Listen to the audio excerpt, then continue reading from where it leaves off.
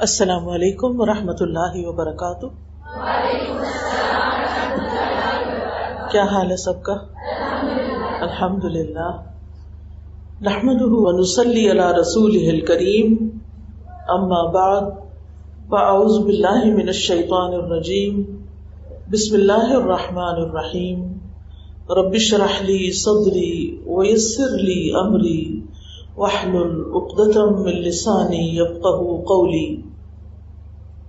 اللہم فاطر السماوات والارض عالم الغیب والشہادہ انت رب کل شیء والہ کل شیء، اشہد ان لا الہ الا انت وحدک لا شریک لک وان محمدا عبدک ورسولک والملائکۃ یشہدون۔ اے اللہ، آسمان و زمین کو پیدا کرنے والے، پوشیدہ اور ظاہر سب کچھ جاننے والے، تو ہر چیز کا رب ہے، ہر چیز کا معبود ہے۔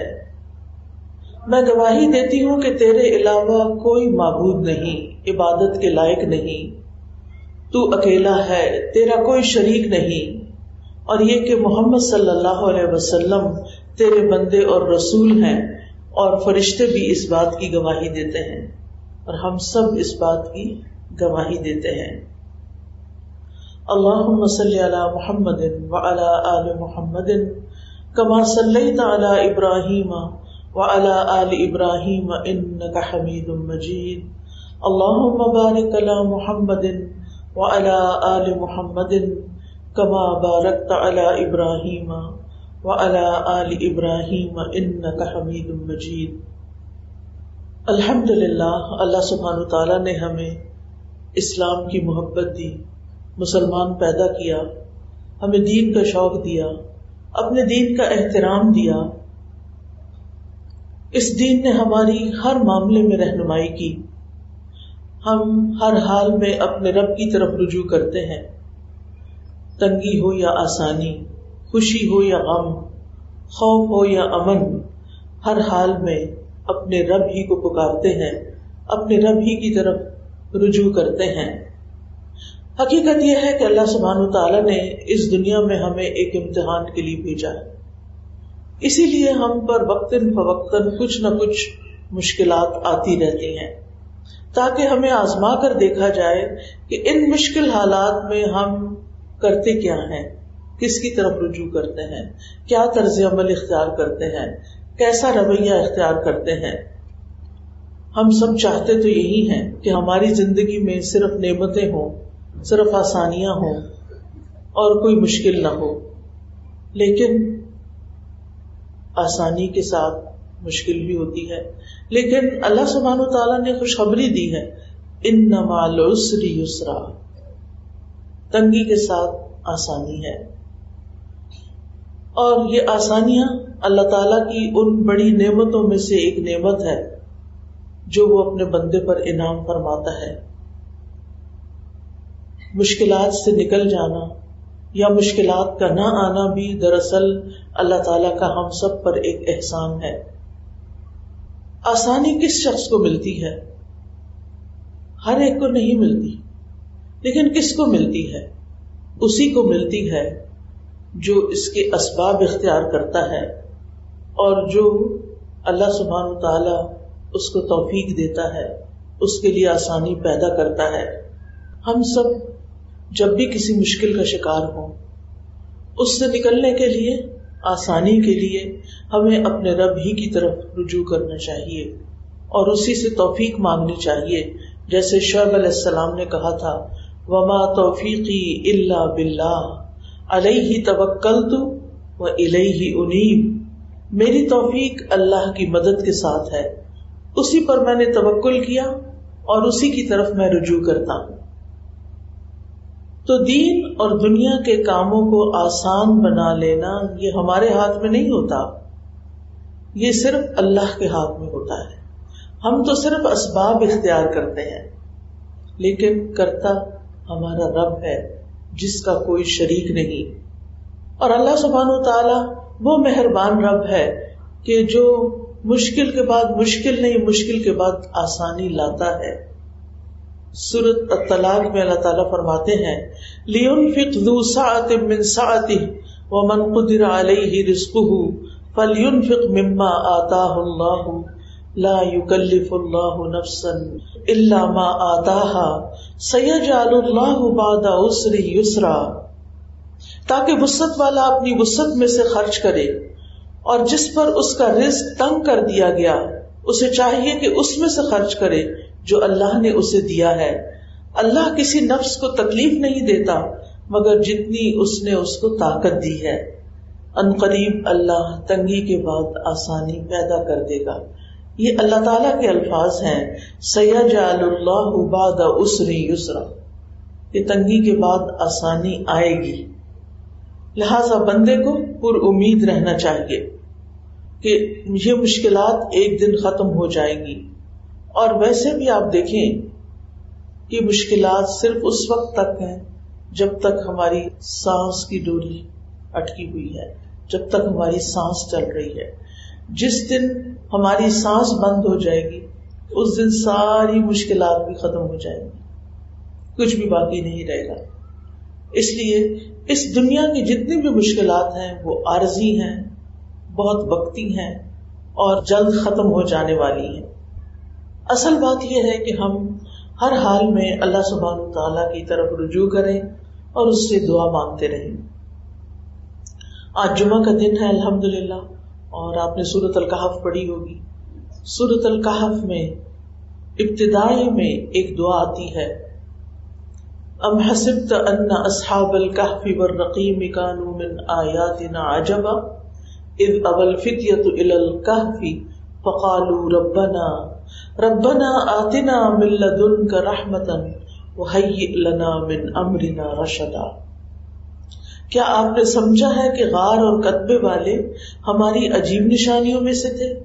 جب ان نوجوانوں نے غار کی طرف پناہ لی تو کہنے لگے، اے ہمارے رب، ہمیں اپنے پاس سے رحمت عطا کر اور ہمارے لیے ہمارے معاملے میں رہنمائی فرما۔ ان آیات میں دراصل اللہ تعالیٰ نے کہف یعنی غار والوں کا قصہ بیان کیا ہے۔ یہ کچھ نوجوان مسلمان تھے اور ان کے ساتھ ایک کتا تھا۔ ان کے ملک کا بادشاہ بت پرست تھا، لوگوں کو زبردستی بت پرستی پہ مجبور کرتا تھا۔ جو لوگ اس کی بات نہیں مانتے تھے ان کو وہ سخت سزا دیتا تھا۔ ان نوجوانوں نے اس کا انکار کر دیا اور اپنے دین ایمان کی حفاظت کی خاطر اپنا شہر چھوڑ دیا اور جا کر ایک غار میں پناہ لے لی۔ اب آپ سوچ سکتے ہیں کہ غار میں نہ روشنی ہے، نہ کھانے کو کچھ ہے، نہ پینے کو کچھ بھی نہیں، زندگی کا کوئی سامان ہی نہیں، کیونکہ پہلے سے غار تیار نہیں کی ہوئی تھی، بلکہ اپنی جان بچانے کے لیے یہ شہر سے نکل گئے، اپنا ایمان بچانے کے لیے انہوں نے اپنا گھر چھوڑ دیا۔ اور وہاں جا کر کیا کیا؟ جب کچھ بھی نہیں تو کیا کیا؟ دعا کی۔ جب سارے سہارے کٹ جاتے ہیں نا، سارے اپنے بھی ساتھ چھوڑ دیتے ہیں، ڈاکٹرز بھی جواب دے دیتے ہیں، اس وقت ایک ہستی آپ کی مدد کر سکتی ہے اور وہ اللہ رب العزت کی ہستی ہے۔ اس لیے کبھی بھی کوئی تکلیف ہو، کوئی مشکل ہو تو کیا کریں؟ دعا کریں۔ سب نے اچھی طرح سن لیا؟ ہر مشکل میں، ہر تنگی میں، ہر تکلیف، ہر پریشانی، ہر غم، ہر دکھ، ہر درد کی دوا دعا میں ہے۔ لیکن عام طور پر ہم اسباب اختیار کرتے رہتے ہیں لیکن دعاؤں میں کمی رہتی ہے۔ جب کوئی شخص میرے پاس آ کے بعض اوقات بہت روتا ہے، بہت پریشان ہوتا ہے، تو میں اس سے یہ سوال کرتی ہوں کہ آپ نے اس پریشانی کے ختم ہونے کے لیے کتنی دعا کی؟ اللہ کے آگے، یعنی جتنا آپ میرے آگے رو رہے ہیں، کیا اتنا بھی اللہ کے آگے آپ روئیں؟ تو عموماً جواب نہ میں ہوتا ہے۔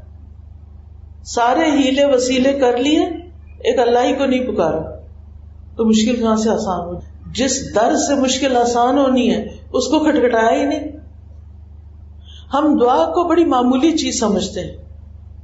اگر کسی کو کوئی کہے نا کہ تمہیں اگر یہ مشکل ہے، تکلیف ہے تو دعا کرو، کہتے بہت دعائیں کرتے ہیں، نہیں، غافل دل سے دعائیں نہیں، اچھے دل سے دعائیں، محبت سے دعا، عاجزی سے، چپکے چپکے، بلند آواز سے، رو کے، سسکیاں لے کے، سجدے میں، قبولیت کے اوقات میں، دعا دعا دعا۔ اب یہاں ان کے پاس غار میں کچھ نہیں، لیکن یہ کیا کر رہے ہیں؟ دعا کر رہے ہیں۔ کیا کہتے ہیں کہ اے اللہ ہمیں اپنے پاس سے، یعنی محض خالصتاً اپنے فضل سے، اپنی جناب سے ہمیں کوئی رحمت جو تو چاہے عطا فرما دے۔ جیسے موسیٰ علیہ السلام نے دعا کی تھی نا، ربی انی لما انزلت الی من خیر فقیر، اے میرے رب بے شک تو جو بھی بھلائی مجھے عطا کرے، میری طرف نازل کرے، میں اس کا محتاج ہوں، میں ہر خیر کا محتاج ہوں۔ کیا ہم نہیں ہیں؟ ہم بھی تو ہر خیر کے محتاج ہیں نا، ہر ضرورت کی چیز، ہر فائدے کی چیز ہمیں چاہیے۔ تو اللہ تعالیٰ نے ان بچوں کی جو ینگسٹرز تھے ان کی دعا قبول کر لی اور ان کے کانوں پر ایک پردہ ڈال دیا، جس کی وجہ سے غار سے باہر کی آواز ان کے کان تک آنا بند ہو گئی، اور اللہ تعالیٰ نے انہیں ایسا سکون دیا کہ وہ دشمنوں سے اس طرح امن میں آ گئے کہ کئی دن یا کئی گھنٹے نہیں، کئی 100 سال سوتے رہے، اور اللہ نے ان کو زندہ بھی رکھا، کیونکہ زندگی کون دیتا ہے؟ اللہ ہی دیتا ہے۔ تو بات یہ ہے کہ اصحاب کہف نے مشکل سے بچنے کے لیے سب سے اہم سبب اختیار کیا، یعنی غار میں پناہ لی، اور سب سے اہم کام کیا، اور وہ ہے دعا کی۔ سبب اختیار کریں، وسیلہ اختیار کریں اور دعا کریں۔ اب اس میں آپ دیکھیے، از اول فتیۃ، جب چند نوجوانوں نے پناہ لی۔ ابا کا مطلب ہوتا ہے کہیں ٹھکانہ پکڑنا، کوئی پناہ لینا، اور فتیہ فتن کی جمع ہے۔ انسان کی یہ صفت اس حالت میں ہوتی ہے جب وہ اپنی جوانی کے آغاز میں ہوتا ہے، یعنی ٹین ایجرز کہہ لیں آپ۔ تو یہ بچے کون تھے؟ ٹین ایجرز تھے، لیکن اللہ نے ان کو ہدایت دے دی تھی۔ تو انہوں نے یہ دعا کی تھی، ربنا آتنا من لدنک رحمہ، کہ اللہ ہمیں اپنے پاس سے رحمت عطا کر، ہمیں دین پر ثابت قدمی عطا کر، ہر شر سے ہماری حفاظت فرما، اور ہمیں خیر کی توفیق عطا فرما۔ تو رحمت میں، یعنی جب انسان کہتا نا اللہ اپنی رحمت بھیج، اللہ ہم تیری رحمت کے محتاج ہیں، وہ کیا مانگ رہا ہوتا ہے؟ رحمت میں کیا کیا چیز شامل ہے؟ رحمت ہو جائے تو کیا کچھ ملتا ہے؟ آپ جو کہتے ہیں یا حیو یا قیوم برحمتک استغیث، اے زندہ رکھنے والے خدا، اے قائم رہنے والے، میں تیری رحمت کی فریاد کرتی ہوں کہ اپنی رحمت بھیج۔ کیا بھیجے؟ یعنی اس وقت کی جو خاص ضرورت ہے وہ پوری ہو جائے۔ اچھا، رحمت مانگنا زیادہ فائدے کا کیوں ہے؟ کیونکہ بعض اوقات ہم وہ چیز مانگ رہے ہوتے ہیں جو ہمارے فائدے کی نہیں ہوتی، اس وقت اس سے زیادہ کسی اور چیز کی ضرورت ہوتی ہے۔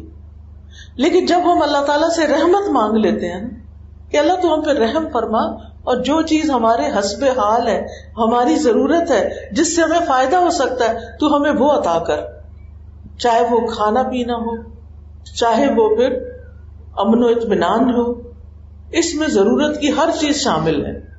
یعنی جب آپ نے رحمت مانگ لی تو اس کا مطلب ہے آپ نے اپنی ضرورت کی ہر چیز مانگ لی، کیونکہ اللہ تعالیٰ تو آپ کو ان سائڈ آؤٹ جانتا ہے، اندر اور باہر سے جانتا ہے، اس کو زیادہ پتا ہے کہ آپ کو کیا چاہیے۔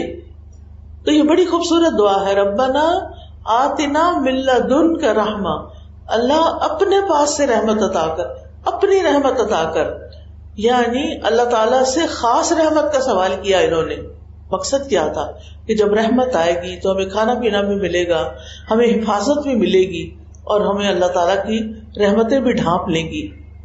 وَهَيِّئْ لَنَا مِنْ أَمْرِنَا رَشَدًا، حیّ کا لفظ جو ہے نا، یہ تہیئۃ سے ہے، تہیئۃ، اس کا مطلب ہوتا ہے کام کو آسان اور سہولت والا بنانا، فیسیلیٹیٹ کرنا۔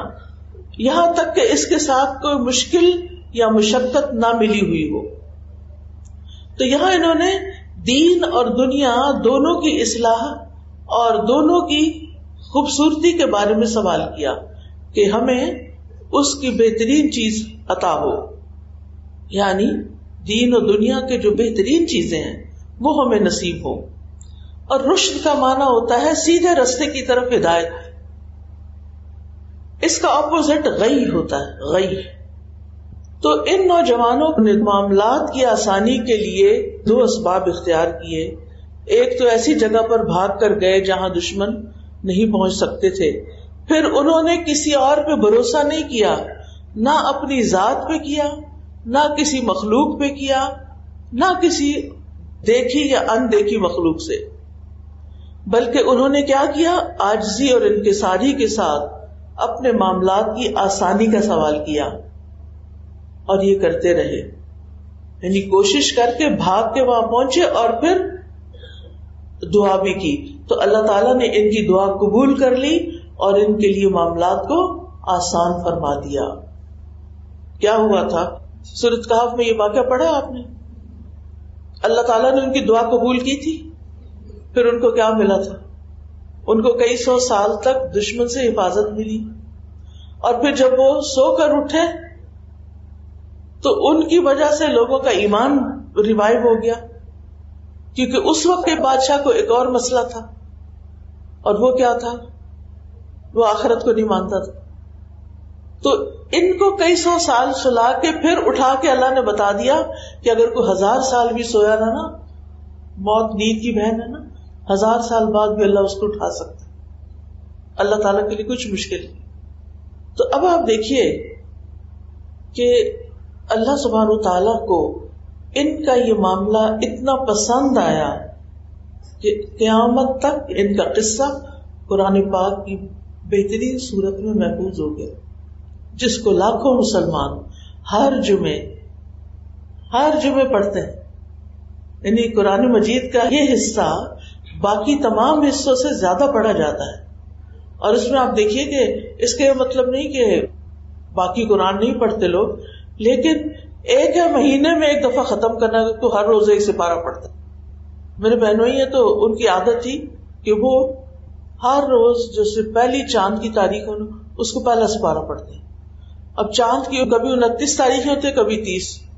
اگر 29 ہوئی تو آخری دن 2 سپارے پڑھ لیے، لیکن اگر 30 ہے تو بس ہر مہینے انہوں نے قرآن لازمی ختم کرنا ہے. اچھا، کچھ لوگ ہوتے ہیں وہ ہفتے میں ایک دفعہ کر لیتے ہیں. وہ کیسے کرتے ہیں پتہ ہے آپ کو؟ قرآن مجید میں کتنی منزلیں ہیں؟ 7. تو وہ ہر روز ایک منزل پڑھتے ہیں. منزل کتنی ہوتی ہے تقریباً؟ منزل میں کتنا قرآن پاک ہوتا ہے؟ ہماری والدہ منزل سے بھی پڑھتی تھی. تقریباً 7 ساڑھے 7 سپارے ہوتے ہیں. منزل سے پڑھنے والے ہر ہفتے قرآن ختم کر لیتے ہیں. پارا پارا پڑھنے والے ہر مہینے قرآن ختم کر لیتے ہیں. 10 سپارے پڑھنے والے ہر 3 دن میں قرآن ختم کر لیتے ہیں. اس سے کم میں منع کیا گیا. اب آپ دیکھیں کہ ہر جمعے جو سورۃ کہف اتنے لوگ پڑھتے ہیں، ان کا قصہ اتنے لوگ دہراتے ہیں ہر جمعے کو. اللہ تعالیٰ کو ان کی ادا کتنی پسند آئی، کیونکہ انہوں نے اپنے معاملات میں اللہ پہ بھروسہ کیا. ہمارے اندر یہ بھروسہ، یہ توکل کم ہے. ہم کہتے ہیں نہیں کچھ نہیں ہونے والا، پہلے سے ہی سوچ لیتے ہیں کچھ نہیں ہونے والا. حالانکہ دعا تو ایک عبادت ہے، اور اللہ تعالیٰ فرماتے ہیں وَإِذَا سَأَلَكَ عِبَادِي عَنِّي فَإِنِّي قَرِيبٌ أُجِيبُ دَعْوَةَ الدَّاعِ إِذَا دَعَانِ فَلْيَسْتَجِيبُوا لِي وَلْيُؤْمِنُوا بِي لَعَلَّهُمْ يَرْشُدُونَ. جب میرے بندے آپ سے میرے بارے میں سوال کریں، پوچھیں کہ ہمارا رب کہاں ہے، تو انہیں بتاؤ انی قریب، میں تو بہت قریب ہوں.